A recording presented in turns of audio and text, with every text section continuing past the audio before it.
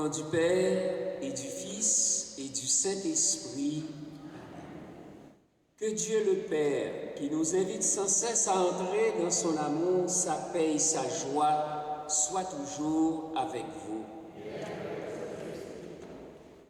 Dieu ne se lasse pas de nous inviter à entrer dans son amour. Son appel requiert de notre part une réponse. Laissons-nous toucher par sa miséricorde. Seigneur Jésus, tu nous appelles à partager ta vie et ton amour. Quand nous suivons d'autres voies que la tienne, prends pitié de nous. Prends pitié de nous. Ô Christ, tu convies toute l'humanité au bonheur. Quand nous demeurons sourds à tes appels, prends pitié de nous. Prends pitié de nous. Seigneur, tu nous donnes part à ta vie. Quand nous perdons de vue les valeurs évangéliques que tu as incarnées et transmises, prends pitié de nous. Prends pitié de nous. Que Dieu Tout-Puissant, qui nous fait la grâce de son amour, nous garde dans la communion et la paix et qu'il nous conduise vers la vie éternelle.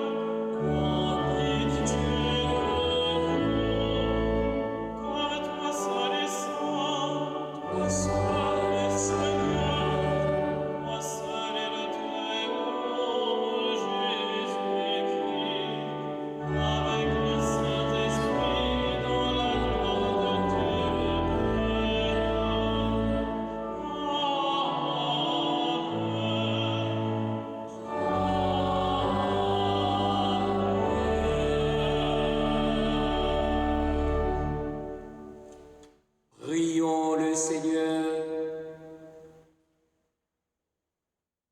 Nous t'en prions, Seigneur, que ta grâce nous devance et qu'elle nous accompagne toujours, pour nous rendre attentifs à faire le bien sans relâche.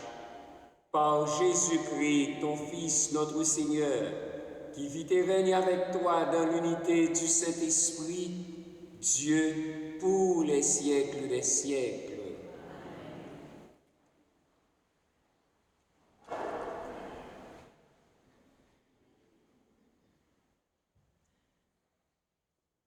Lecture du livre du prophète Isaïe. Le Seigneur de l'univers préparera pour tous les peuples sur sa montagne un festin de viande grasse et de vin capiteux, un festin de viande succulente et de vin décanté. Sur cette montagne, il fera disparaître le voile de deuil qui enveloppe tous les peuples et le linceul qui couvre toutes les nations. Il fera disparaître la mort pour toujours. Le Seigneur Dieu essuiera les larmes de tous les visages et pour toute la terre, il effacera l'humiliation de son peuple. Le Seigneur a parlé. En ces jours-là, on dira, voici notre Dieu. En lui nous espérions et il nous a sauvés. C'est lui le Seigneur, en lui nous espérions, exultons, réjouissons-nous, il nous a sauvés. Car la main du Seigneur reposera sur cette montagne. Parole du Seigneur.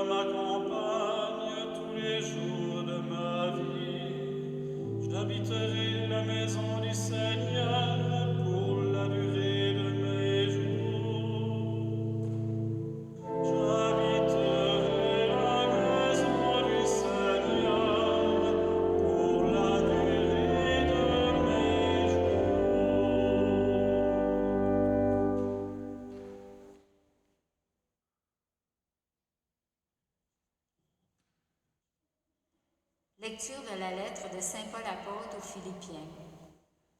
Frères, je sais vivre de peu, je sais aussi être dans l'abondance. J'ai été formé à tout et pour tout, à être rassasié et à souffrir la faim, à être dans l'abondance et dans les privations. Je peux tout en celui qui me donne la force. Cependant, vous avez bien fait de vous montrer solidaire quand j'étais dans la gêne. Et mon Dieu comblera tous vos besoins selon sa richesse, magnifiquement dans le Christ Jésus. Gloire à Dieu notre Père, pour les siècles des siècles. Amen. Parole du Seigneur.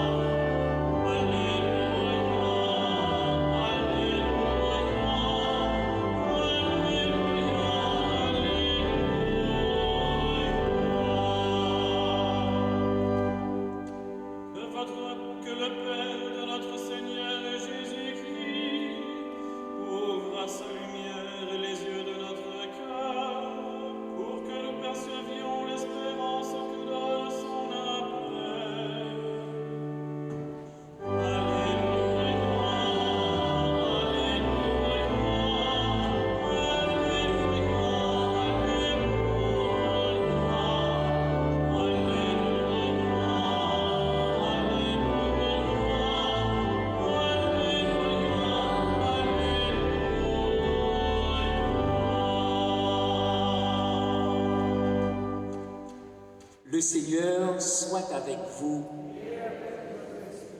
Évangile de Jésus-Christ selon saint Matthieu. En ce temps-là, Jésus se mit de nouveau à parler aux grands prêtres et aux pharisiens, et il leur dit en parabole: Le royaume des cieux est comparable à un roi qui célébra les noces de son fils. Il envoya ses serviteurs appeler à la noce les invités, mais ceux-ci ne voulaient pas venir. Il envoya encore d'autres serviteurs dire aux invités: Voilà, j'ai préparé mon banquet, mes bœufs et mes bêtes grasses sont égorgés, tout est prêt, venez à la noce. Mais ils n'en tinrent aucun compte et s'en allèrent, l'un à son champ, l'autre à son commerce. Les autres empoignèrent les serviteurs, les maltraitèrent et les tuèrent. Le roi se mit en colère. Il envoya ses troupes, fit périr les meurtriers et incendia leur ville. Alors il dit à ses serviteurs: Le repas de noces est prêt, mais les invités n'en étaient pas dignes. Allez donc aux croisées des chemins. Tous ceux que vous trouverez, invitez-les à la noce. Les serviteurs allèrent sur les chemins, rassemblèrent tous ceux qu'ils trouvèrent, les mauvais comme les bons, et la salle de noces fut remplie de convives. Le roi entra pour examiner les convives, et là il vit un homme qui ne portait pas le vêtement de noces. Il lui dit: Mon ami, comment es-tu entré ici sans avoir le vêtement de noces? L'autre garda le silence. Alors le roi dit aux serviteurs: Jetez-le, pieds et poings liés, dans les ténèbres du dehors. Là il y aura des pleurs et des grincements de dents. Car beaucoup sont appelés, mais peu sont élus. Acclamons la parole de Dieu.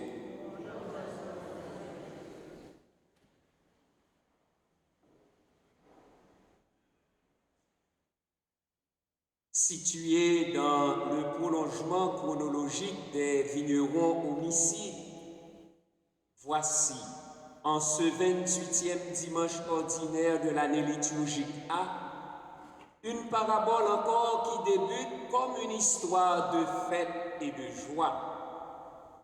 Car de toute éternité, Dieu rêve d'une fête universelle et d'un festin somptueux pour l'humanité. Dans cette parabole, le roi qui célébra les noces de son fils, c'est Dieu. Un fils qui représente le Christ. Des serviteurs que sont les apôtres et les missionnaires chrétiens qui représentent les prophètes. Et les premiers invités qui ont refusé l'invitation, c'est le peuple d'Israël. Pourtant, ce refus des invités rappelle aussi le climat tendu dans lequel, après son entrée triomphale à Jérusalem, Jésus se retrouve face aux grands prêtres et anciens du peuple. Selon l'évangéliste Matthieu, le royaume des cieux est comparable à un roi qui célébra les noces de son fils. Autrement dit, Dieu marie son fils. Ce sont les noces du Christ et de l'Église. À rappeler qu'il était courant dans le judaïsme de comparer le règne de Dieu et l'état final des élus à une grande noce ou un banquet. Et la parabole insiste sur le fait que le repas est prêt. D'un côté, l'on voit un roi qui appelle avec insistance ses invités. Pour eux, il a tout préparé. Voilà, j'ai préparé mon banquet. Mes bœufs et mes bêtes grasses sont égorgés. Tout est prêt. Venez à la noce. Les appels de Dieu traduisent sa bonté. De l'autre côté, les invités opposent un refus catégorique. Par 2 fois, le roi envoya ses serviteurs appeler à la noce les invités, mais ceux-ci ne voulaient pas venir. Ils ne se soucient même pas de l'invitation qui leur est faite, mais ils s'adonnent plutôt à leurs intérêts matériels, à satisfaire leurs désirs de jouissance de toutes sortes. Ils n'en tinrent aucun compte et s'en allèrent, l'un à son champ, l'autre à son commerce. La bonté du roi contrastera avec la méchanceté des invités. Les envoyés, qui rappellent les nombreux prophètes de l'Ancien Testament, sont molestés et mis à mort. Même Jésus, le Fils de Dieu, n'a pas eu plus de succès que les prophètes. Le refus devient alors hostilité violente, crime. Ils empoignèrent les serviteurs, les maltraitèrent et les tuèrent. La réaction immédiate du roi surprend. Le roi se mit en colère. Il envoya ses troupes, fit périr les meurtriers et incendia leur ville. Ce verset est une allusion probable à la chute de Jérusalem en 70 après Jésus-Christ. La parabole des vignerons homicides avait prédit que le vignoble sera confié à d'autres serviteurs. C'est maintenant chose faite, puisque le roi invite non plus quelques privilégiés, mais tous ceux que trouveront ses envoyés.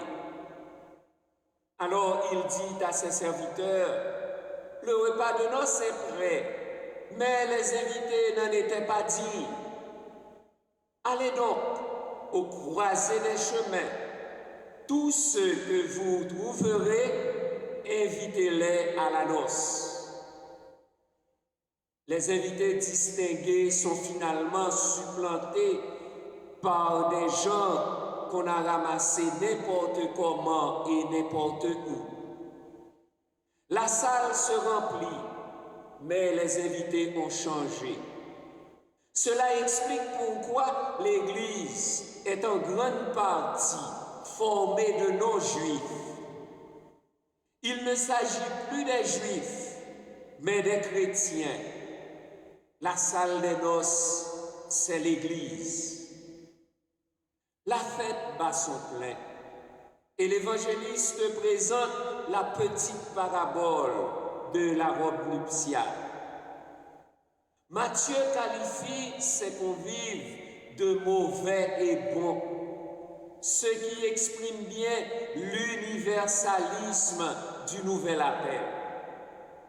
Les serviteurs allèrent sur les chemins, rassemblèrent tous ceux qu'ils trouvèrent, les mauvais comme les bons, et la salle de noces fut remplie de convives. Coup de théâtre, le roi vient faire une visite d'inspection. Il entra pour examiner les convives. Et voici qu'un invité est trouvé sans la robe de cérémonie. Et là, le roi lui dit, « Mon ami, comment es-tu entré ici sans avoir le vêtement de noces ?» L'autre garda le silence. Comment le roi, qui a donné l'ordre de faire entrer tout le monde sans distinction, peut-il au dernier moment s'étonner de trouver là un homme qui n'a pas la tenue de cérémonie et finalement le faire exclure de la salle des noces? Alors le roi dit aux serviteurs, jetez-le, pieds et poings liés, dans les ténèbres du dehors. Là, il y aura des pleurs et des grincements de dents, car beaucoup sont appelés, mais peu sont élus. Ici, Jésus lance une alerte. Ne pas s'endormir dans une fausse sécurité. Ce n'est pas tout d'avoir répondu à l'invitation gratuite de Dieu. Il faut encore vivre en conformité avec son état de convive du banquet messianique. En effet, efforçons-nous d'être parmi le petit nombre d'élus.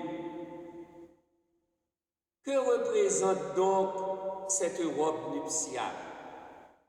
Par cet artifice, Matthieu veut décrire l'aspect personnel du jugement. En effet, le fait d'être appelé n'implique pas que l'on soit obligatoirement sauvé. Dieu nous appelle. C'est à nous de faire l'effort. Il nous propose le salut et c'est à nous d'embarquer dans son amour pour entrer dans son salut. Il faut encore se convertir et produire du fruit. Il faut être revêtu de l'habit prescrit pour la noce. Frères et sœurs bien-aimés, chaque Eucharistie nous rappelle notre invitation au repas royal de Dieu. Heureux les invités au repas des noces de l'agneau. Invités par Jésus-Christ, ne devons-nous pas revêtir Jésus-Christ? Mon frère, ma sœur, avez-vous porté dès maintenant votre robe nuptiale pour être un jour les convives de Dieu au festin des noces éternelles?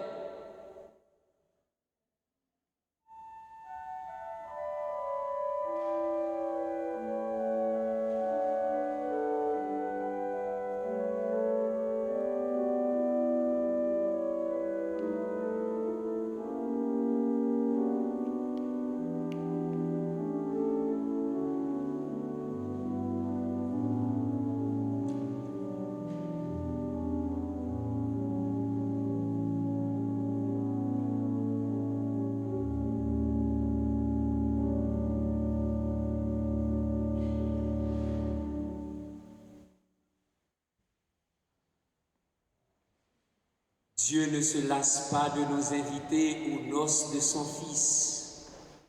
Proclamons la foi de l'Église.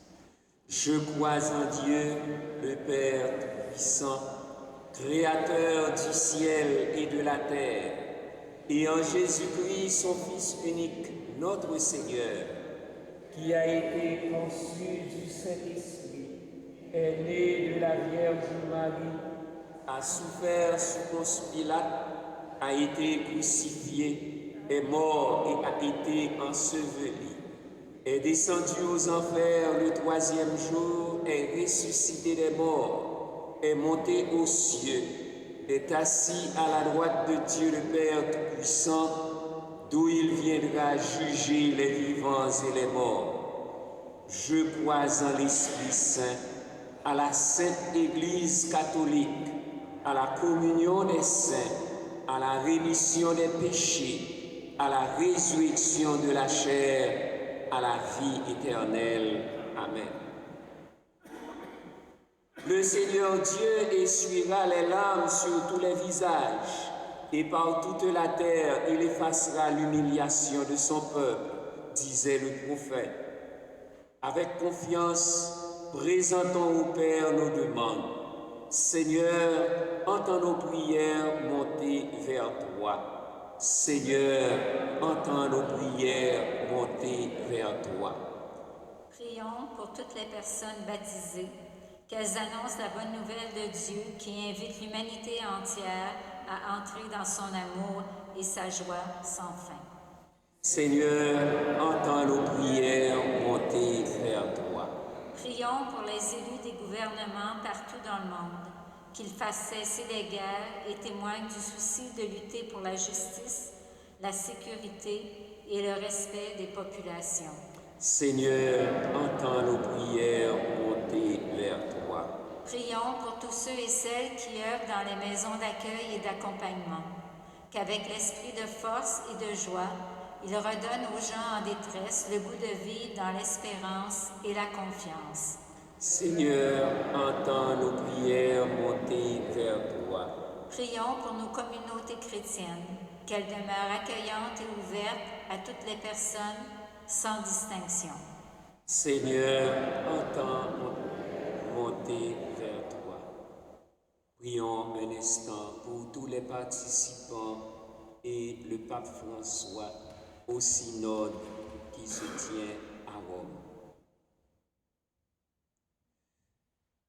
Dieu notre Père, nous t'en prions, ouvre nos cœurs pour que nous puissions, comme ton Fils, accueillir et consoler les gens blessés et rejetés. Fais de nous des témoins fidèles et reconnaissants de ta grâce, toi notre berger, qui nous mène vers la joie sans fin, par le Christ, notre Seigneur.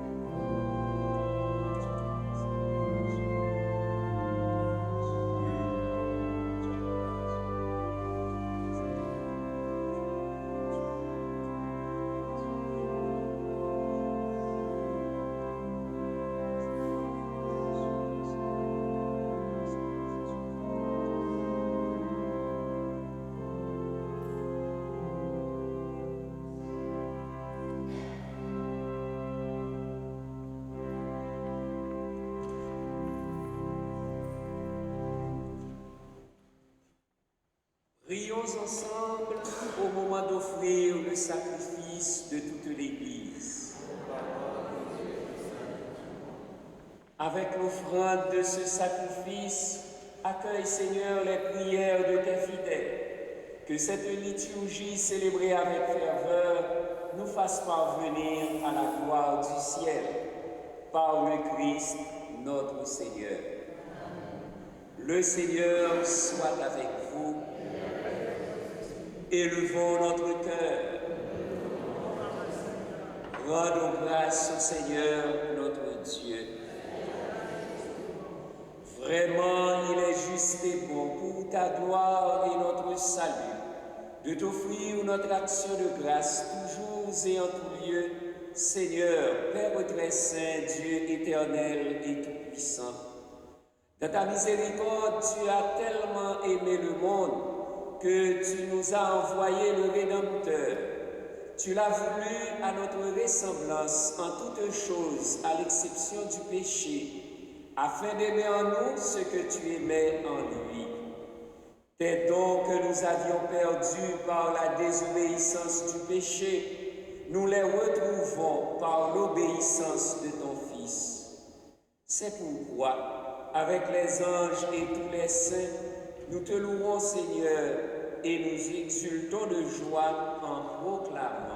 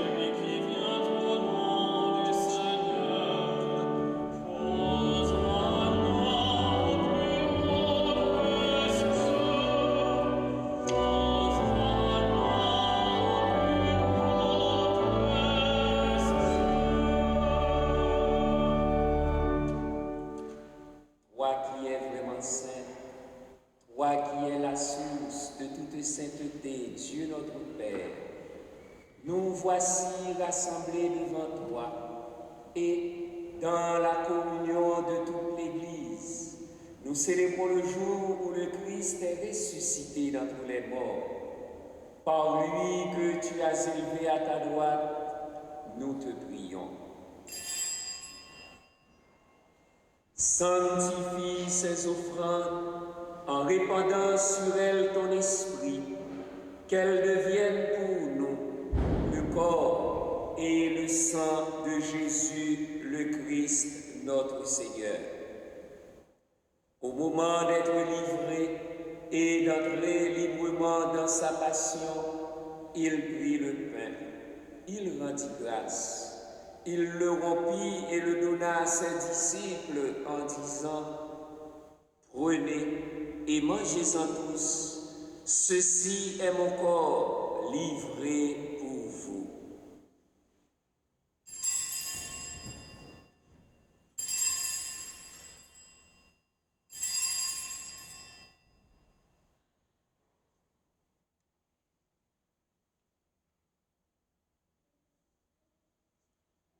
De même, après le repas, il prit la coupe. De nouveau, il rendit grâce et la donna à ses disciples en disant « Prenez et buvez-en tous, car ceci est la coupe de mon sang, le sang de l'alliance nouvelle et éternelle, qui sera versé pour vous et pour la multitude en rémission des péchés. Vous ferez cela en mémoire de moi. »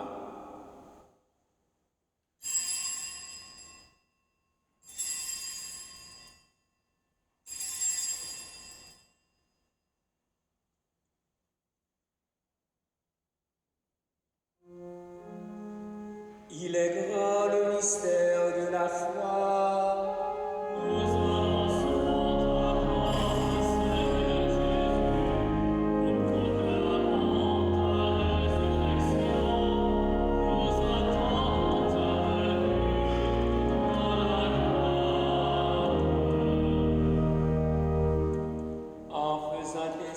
Mémoire de la mort et de la résurrection de ton Fils, nous t'offrons, Seigneur, le pain de la vie et la coupe du salut.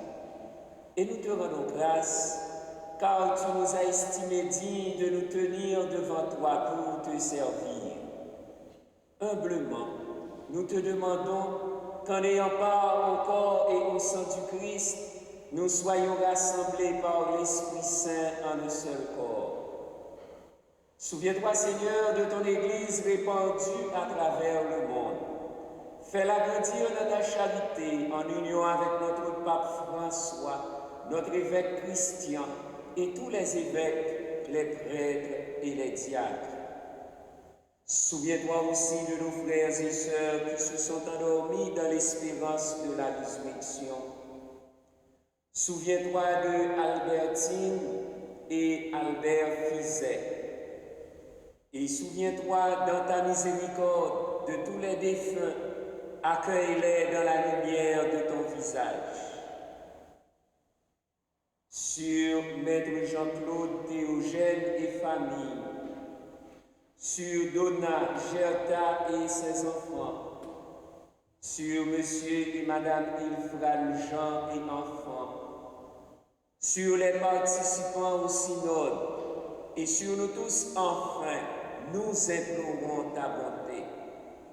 Permets qu'avec la Vierge Marie, la bienheureuse Mère de Dieu, avec Saint Joseph son époux, avec les apôtres, Saint Vincent de Paul et tous les saints qui ont fait ta joie au long des âges, nous ayons part à la vie éternelle et que nous chantions ta louange et ta gloire par ton Fils Jésus, le Christ.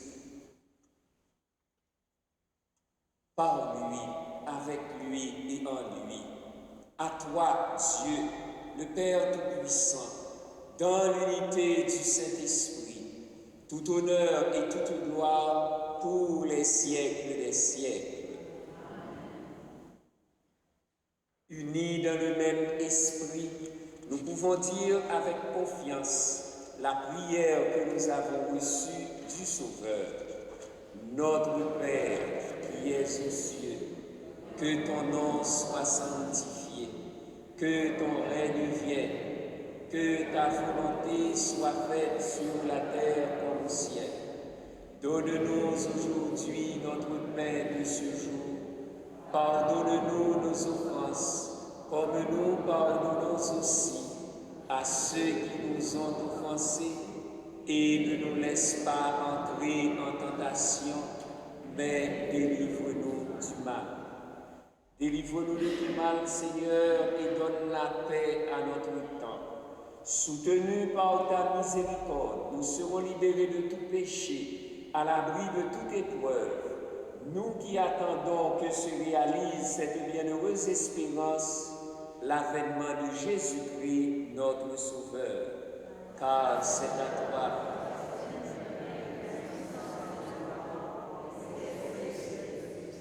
Seigneur Jésus-Christ, tu as dit à tes apôtres, je vous laisse la paix, je vous donne ma paix. Ne regarde pas nos péchés, mais la foi de ton Église. Pour que ta volonté s'accomplisse, donne-lui toujours cette paix et conduis-la vers l'unité parfaite, toi qui vis et règnes pour les siècles des siècles. Que la paix du Seigneur soit toujours avec vous.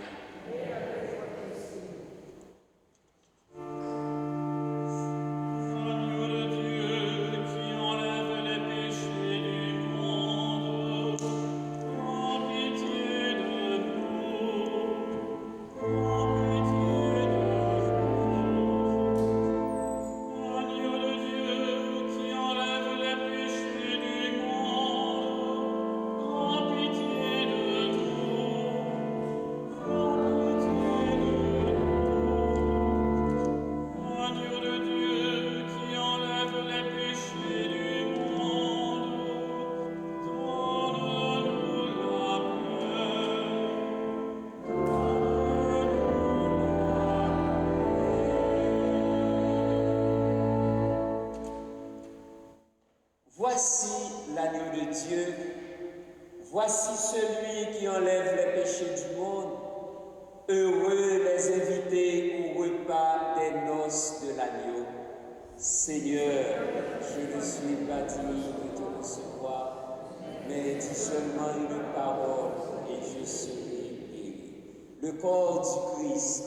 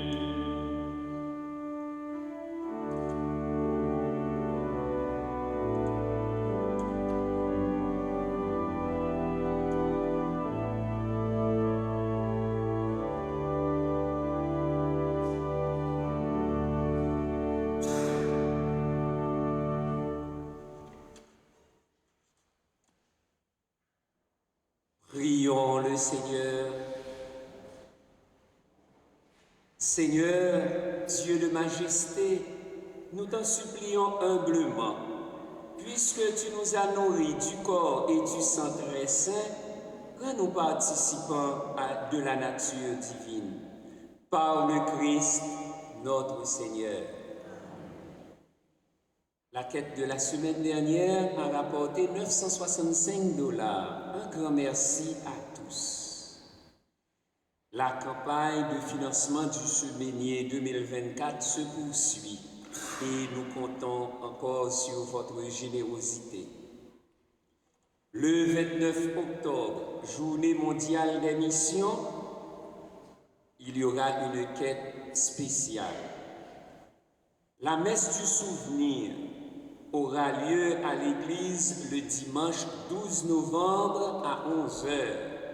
Donc les familles des défunts qui ont des signets à nous apporter, vous pouvez les déposer soit au presbytère ou à la sacristie. Un merci à chacun et à chacune de vous pour votre présence et votre participation.